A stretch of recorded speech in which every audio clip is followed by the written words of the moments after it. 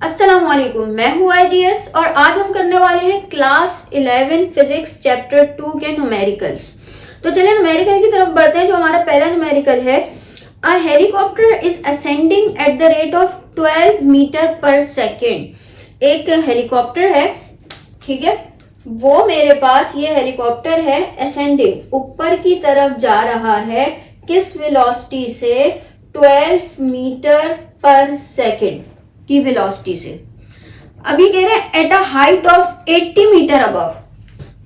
तकरीबन ये जो हाइट है ये है मेरे पास 80 मीटर अबव।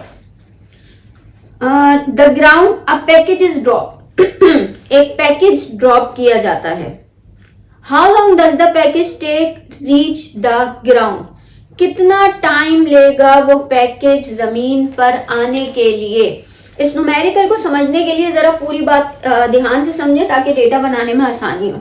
हाइट दी हुई है, वेलोसिटी दी हुई है और कहा हुआ टाइम बता दें।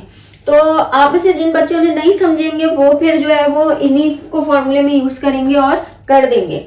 लेकिन हमारे पास क्या है, एक तो आप देखिए कहा गया है असेंडिंग, यानी कि अभी वो मूव हो रहा है और ऊपर की तरफ जा रहा है। और एक जो है वो हमारे पास कॉमन सी बात है, कोई चीज जो कि मूव हो रही है, ठीक है, ऊपर की तरफ, तो उस मूव होती हुई चीज अगर कोई चीज नीचे गिराएगी तो लाजमी सी बात है पहले वो थोड़ा सा और ऊपर मूव करेगी फिर नीचे गिरेगी, ठीक है। यानी कि हमारे पास क्या करना है कि वो जो पैकेज होगा वो पहले थोड़ा सा और ऊपर जाएगा और ऊपर जाने के बाद वो फिर नीचे आएगा। तो बेसिकली हमारे पास टाइम मालूम करना है और वो टाइम क्या है, एक तो हमें पहले ये टाइम मालूम होना चाहिए जिसको मैं T1 का नाम दे देती हूँ, ठीक है, और ये होगा मेरे पास T2 जो कि ये वाला टाइम होगा। तो हमारे पास टोटल टाइम कैसे निकल कर आएगा? अगर आप देखें डेटा बनाने स्टार्ट करते हैं, देखिए हमारे पास दो किस्म के डेटा बनेंगे। यहाँ पर एक और बात भी मैं बता दूं, सबसे पहले तो हम डेटा बनाएंगे किसके लिए? अपवर्ड मोशन के लिए, ठीक है। Data for upward motion of helicopter, क्योंकि हमें इसका टाइम मालूम करना है, ठीक है। और उसके लिए हमारे पास कॉमन सी बात है, इनिशियल वेलोसिटी क्या है? इनिशियल वेलोसिटी है मेरे पास 12 मीटर पर सेकेंड। अब वो जो पैकेज है वो थोड़ा सा ऊपर गया, ऊपर आपको पता है कोई भी चीज हाइट पर जाती है और जब नीचे आती है तो पहले वो रुकती है फिर नीचे आती है। तो फाइनल वेलोसिटी क्या हुई हमारे पास? फाइनल वेलोसिटी हो गई 0, ठीक है। हाइट कितनी है यहाँ पर? हाइट है हमारे पास 80 मीटर। T1 मुझे मालूम करना है, क्योंकि बात हाइट की हो रही है तो G तो खुद ब खुद आ जाएगा। G is equal to 9.8 metre per second square, ठीक है। ग्रेविटी इस पर एक्ट हो रही होगी। तो बेसिकली अब इसको सॉल्व करने के लिए हम क्या लगाएंगे? हमारे पास बेसिकली क्या है, डेरिवेशंस हैं, या यूं समझ ले इक्वेशंस हैं। किसकी? मोशन की 3 इक्वेशंस हैं। अब इसमें कौन सी लगेगी? अगर देखा जाए तो इसमें लगेगी फर्स्ट इक्वेशन ऑफ मोशन, ठीक है। तो हम यहां पर लिखेंगे by using first equation of motion, जो हमारे पास आती है Vf is equal to VI minus GT। और ये जो बेसिकली GT है हमारे पास, ये क्या है? ये 1 के बराबर GT 1T1 लेंगे, क्योंकि अभी हम मालूम कर रहे हैं क्या? इसका टाइम। और इसके टाइम के लिए देखिए हमने सेकंड इक्वेशन क्यों नहीं ली? क्योंकि हमें इसकी हाइट नहीं मालूम। तो ये आपको पता होना चाहिए कि कौन सी के लिए हम किस सूरत में हम कौन सी इक्वेशन यूज करते हैं। अगर हमें हाइट मालूम होती इतनी तो हम ले लेते, हमें तो मालूम करनी है बेसिकली इसकी टाइमिंग। तो इसकी टाइमिंग के लिए हमें हाइट नहीं पता, हमें सिर्फ वेलोसिटी पता है और हमें ग्रेविटी पता है, तो हम ये वाली इक्वेशन ले लेंगे। चलिए इस इक्वेशन से हम अपना जो है वो कंप्लीट करते हैं। Vf तो हमारे पास 0 है, तो ये आ गया 0 इज इक्वल टू VI हो गया 12 माइनस 9.8 T1। अब इसको इस तरफ ले आते हैं, 9.8T प्लस में चला जाएगा क्योंकि ये माइनस में है, इज इक्वल टू 12। ठीक है भाई, मैं क्या कर रही हूँ समझ में आ रहा है। 12 माइनस 9.8T था, ये इससे मल्टीप्लाई हुआ 9.8 T1 हो गया। ठीक है, और ये माइनस में था, इज इक्वल टू के इस तरफ गया तो प्लस में चला गया।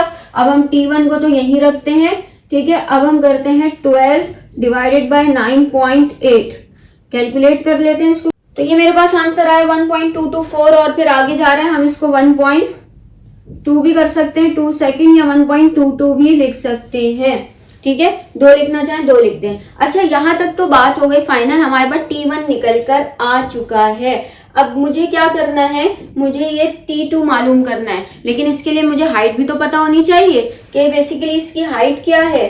अगर मुझे इसकी हाइट पता चल गई तो मैं आराम से मालूम कर सकती हूँ। और हाइट मालूम करने के लिए क्या है, 80 तो मुझे पता है कि यहाँ तक की तो 80 है, लेकिन यहाँ तक की कितनी है, तो इसका मतलब कि मैं इस टाइम के थ्रू जो है वो अपनी हाइट मालूम कर सकती हूँ, जिसको मैं नाम दे देती हूँ H2 का। ठीक है, यहाँ H1 का नाम दे देते हैं।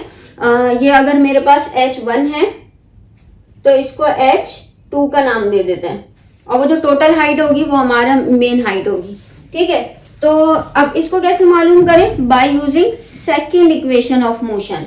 ठीक है, by using second equation of motion, find H2, जिसको हम दूसरी हाइट भी कह सकते हैं, जो कि हमारे पास है। तो वो हमारे पास क्या है, बेसिकली उसका सेकेंड लॉ ऑफ मोशन का हमारे पास फॉर्मूला क्या होता है, देखें।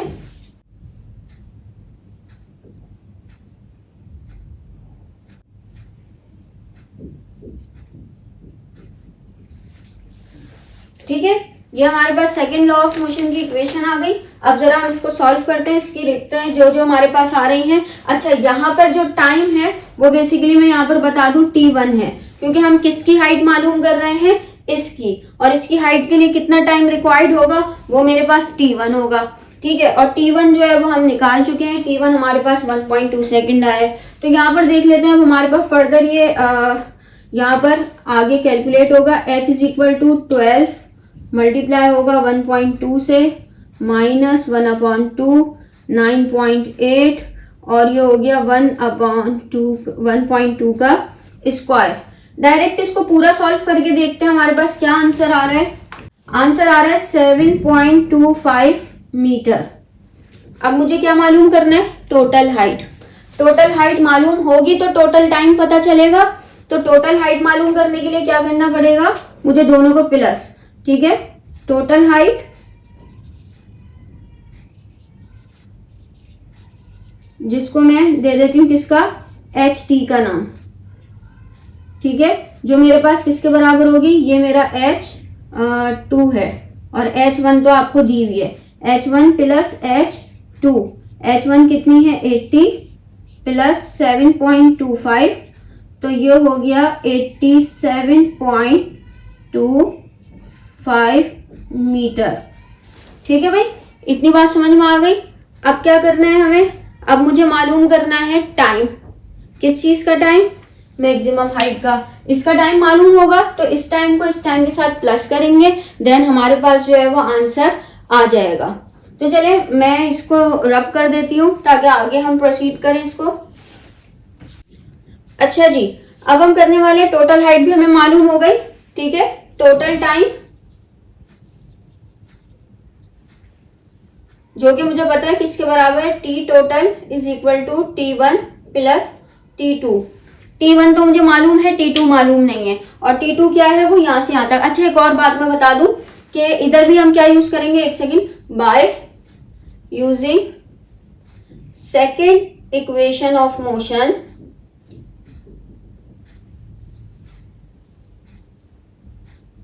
By using second equation of motion.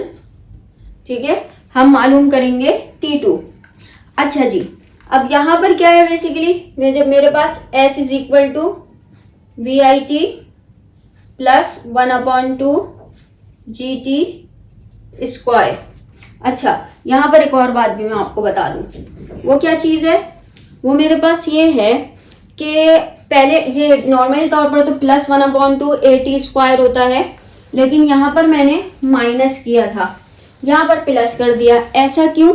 क्योंकि आपको पता है जब हम ऊपर की तरफ जाते हैं तो ग्रेविटी नेगेटिव में आता है। जो ग्रेविटी की हमारे पास वैल्यू है -9.8 होती है, लेकिन अगर कोई चीज ऊपर से नीचे आ रही है तो उस टाइम ग्रेविटी हमारे पास पॉजिटिव में लिया जाता है। तो इसलिए यहाँ पर मैंने नेगेटिव में लिया था, अब यहाँ पर पॉजिटिव में लिया है। अब इसको प्रोसीड कर, इनिशियल वेलोसिटी 12 नहीं लेंगे, क्यों? देखें डायग्राम मैंने मिटा दी है, ये इस तरीके का था 80 के बाद ये यहाँ पर आया, तो ये चीजें तो हम मालूम कर ली थी। अब हम मालूम कर रहे हैं यहाँ का टाइम।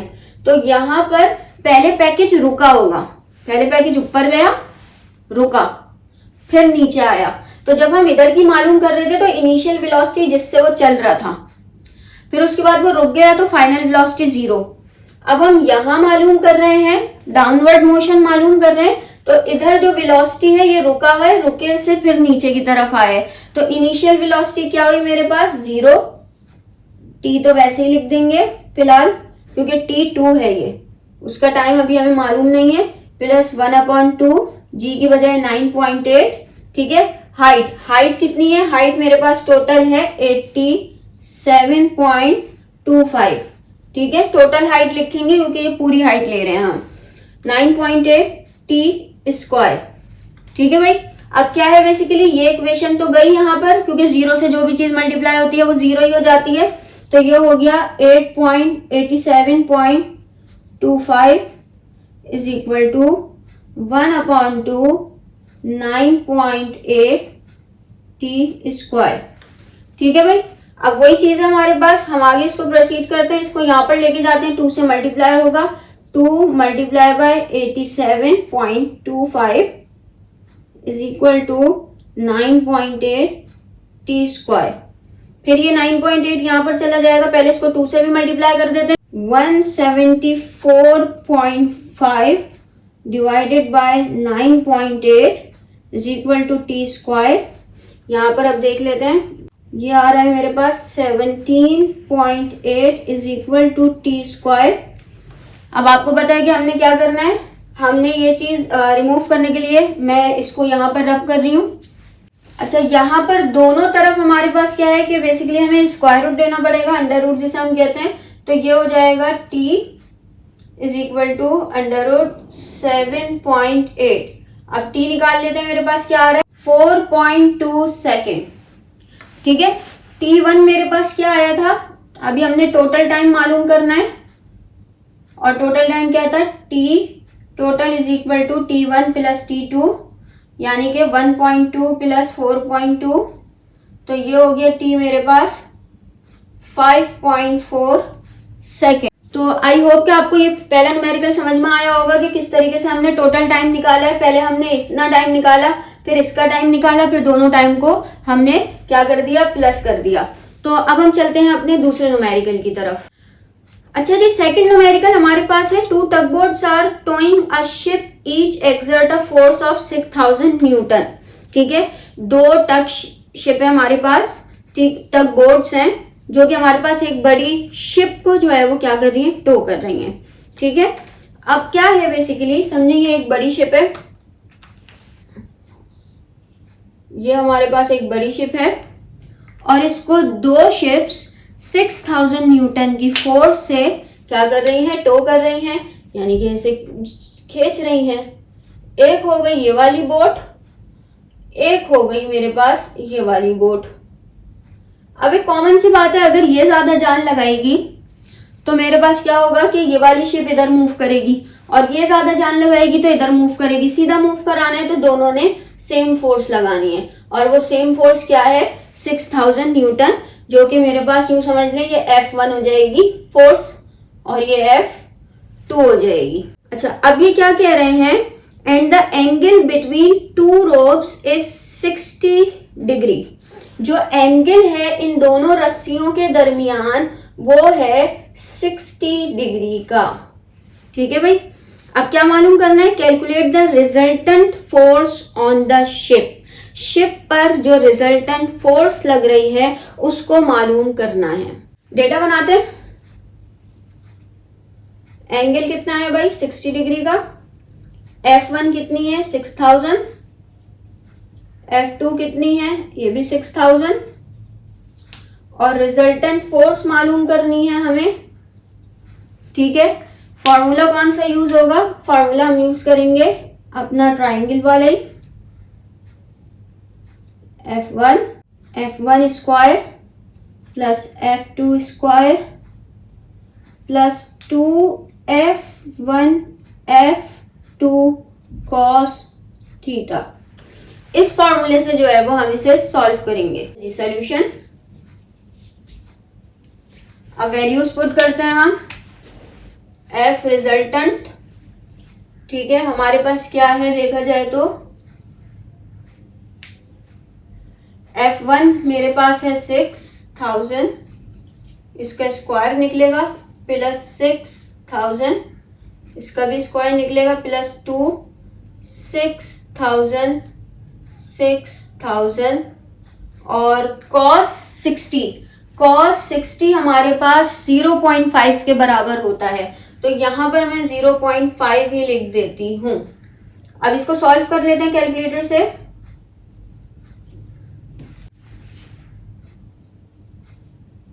इसका स्क्वायर निकलेगा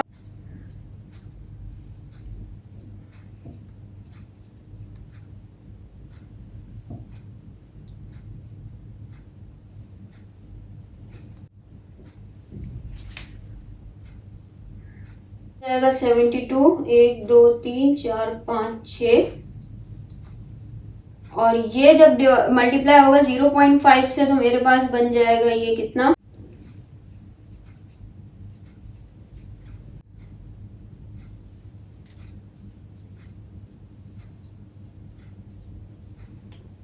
और आखिरी आंसर हमारे पास ये निकल कर आया। तो ये आप देखें यहाँ पर ये रिजल्टेंट फोर्स हमारे पास कितने न्यूटन की आई है, ये हमारे पास जो है वो 10392 न्यूटन की जो है वो फोर्स इस पर लग रही है। तो ये हमारा सेकंड क्वेश्चन था। थर्ड क्वेश्चन की तरफ बढ़ते हैं हम। अच्छा जी, अगला क्वेश्चन है हमारे पास, a car start from rest and move with a constant acceleration. During the 5th second of its motion, it covers a distance of 36 meters. Calculate acceleration of the car and the total distance covered by the car during this time. अच्छा, एक चीज याद रखिएगा, हमें क्या कहा गया है, हमें कहा गया है कि एक कार है जिसने तकरीबन उस कार का देखा जाए तो ये 1 सेकेंड का डिस्टेंस, 2 सेकेंड का डिस्टेंस, 3 4 एंड देन 5 सेकेंड का डिस्टेंस। कांस्टेंट एक्सेलरेशन के साथ ये चल रहा है, इसका मतलब कि हमारे पास डिस्टेंस जो कवर होगा हर सेकेंड में बढ़ता रहेगा। ठीक है, अब ये कह रहे हैं कि हमारे पास जो है वो क्या चीज है, during the 5th second of its motion, इसने जो है वो क्या किया, 36 मीटर डिस्टेंस कवर किया 5th सेकेंड में, यानी कि S5 मेरे पास क्या है, S5 यानी कि अपने 5th सेकेंड में इसने कवर किया है 5th सेकेंड में कितना, 36 मीटर। आपने बताना है एक्सेलरेशन क्या है कार का, क्योंकि वो कहा है कि वो कांस्टेंट है, और दूसरी चीज क्या कही है कि आपने बताना है total distance covered by the car during this time. ठीक है, यानी कि पूरे 5 सेकंड में ये जो ये है हमारे पास, ठीक है, इसको मैं नाम दे देती हूं एस का, मेन एस जो कि हमारा मेन डिस्टेंस है। ठीक है, ये मेरे पास इसने कितना कवर किया ये बता दें, सिर्फ इतना बताया है कि ये जो आखिरी सेकंड है इसमें जो है वो इसने इतना कवर किया है। अगर मुझे ये पता चल जाए तो मेरे लिए आसान हो जाएगा कि नहीं हो जाएगा, मुझे पता लगाना कि मेरे पास अगर मैं इस डिस्टेंस का नाम दे दूं S4, S5 मुझे दिया हुआ है, 4 5 को प्लस करूंगी मेरे पास रियल जो है वो आ जाएगा, जो भी मेरा डिस्टेंस है। ठीक है, और बाकी एक्सेलरेशन के लिए किस तरीके से मालूम करना है वो हम देख लेंगे। तो सबसे पहले तो हम डेटा बनाते हैं। अकॉर्डिंग टू डेटा हमारे पास क्या चीज़ है, हमारे पास सिर्फ ये दिया हुआ है कि इन 5th second which is S5 जो कि 36 है, टोटल डिस्टेंस ये है 5th सेकेंड, 5वें सेकेंड में। ठीक है, जैसे फर्स्ट तौर पे 1 second, 2 second, 3 second, 4 second, 5 second. 4 से 5 कितना डिस्टेंस है ये बताया हुआ है, यहां से लेके यहां तक कितना डिस्टेंस है ये पूछा गया है। ठीक है, इन 5 second and in 5th second दोनों में फर्क है। इन 5th सेकेंड ये हमें दिया गया है 5वें सेकेंड में 5th, और इन 5 सेकेंड्स 5 सेकेंड्स में कितना दिया गया है। ठीक है, बड़ा थोड़ी सी लॉजिक लगानी है, थोड़ी सी चीज लॉजिक भी नहीं है, थोड़ा सा कॉन्सेप्ट समझना है, बाकी सब कुछ आसान है। तो टोटल डिस्टेंस को हमने s के बराबर ले लिया है, वो हमें मालूम नहीं है, वो हमें मालूम करना है। तो हम करेंगे by using second equation of motion,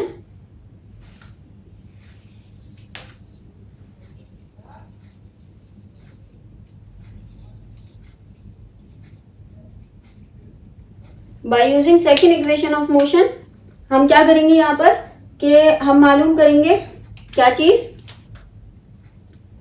we find distance in 5 second, 5 second में कितना डिस्टेंस कवर किया। अब यहाँ पर क्या है, basically second equation of motion हमारे पास क्या लगेगी, s is equal to V I T plus 1/2 a t square. ठीक है, यहाँ पर इनिशियल वेलोसिटी क्या है, इनिशियल वेलोसिटी तो हमारे पास 0 है।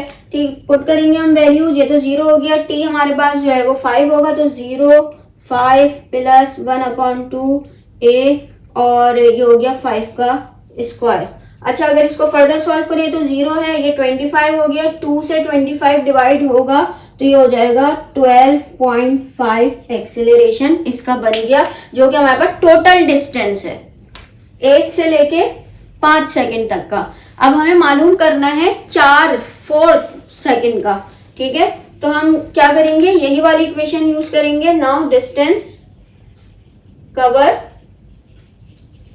इन 4 सेकेंड, सेम इक्वेशन यूज करेंगे और अब की बार ये हो जाएगा s is equal to 0 4 plus 1/2 a 4 का square, s is equal to 4 4 16 को 2 से डिवाइड करते हैं तो ये हो जाएगा 8।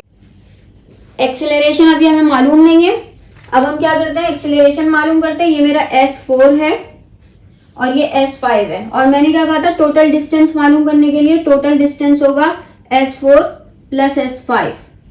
ठीक है, और टोटल डिस्टेंस तो अभी मेरे पास 12 पॉइंट, अगर इसकी वैल्यूज लिखें, यह आया मेरे पास 12.5 a इज इक्वल टू, ये आया है 8a, ये आया है मेरे पास कितना, s5 आया था, s5 तो मुझे वैल्यू दी हुई है 36।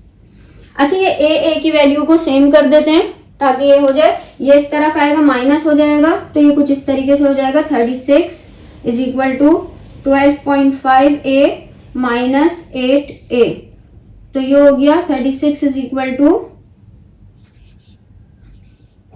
4.5 a। अब ये इस तरफ जाएगा, a को अकेला छोड़ते हैं, 36 डिवाइडेड बाय 4.5, तो a की वैल्यू मेरे पास क्या आ रही है, 8 metre per second square. Acceleration आ गया, एक्सेलरेशन आ गया, तो ये मेरे पास टोटल डिस्टेंस निकला था 12.5। इसमें एक्सेलरेशन की वैल्यू डालते हैं, s 12.5, या इसको नीचे इसके आगे कर देते हैं टोटल डिस्टेंस को, s is equal to 12.5 multiply by 8, तो ये निकल गया मेरे पास 100 सेकेंड्स। तो 100 सेकेंड्स में जो है ये कवर होगा। 100 मीटर डिस्टेंस टोटल यहाँ पे लगा है, इतना 36 मीटर था। ठीक है, ये हमारे पास टोटल जो है वो निकल के आया, टोटल फिर हमने इसको प्लस किया तो हमारे पास ये वैल्यू निकली। तो आई होप के ये 3 क्वेश्चन आपको समझ में आए होंगे। नेक्स्ट 3 इंशाल्लाह नेक्स्ट वीडियो में शेयर करेंगे। तो लेक्चर समझ में आए तो क्लासमेट के साथ जरूर शेयर कीजिएगा, पढ़ाई पर फोकस करते रहिएगा और अपना ख्याल रखिएगा। Thank you.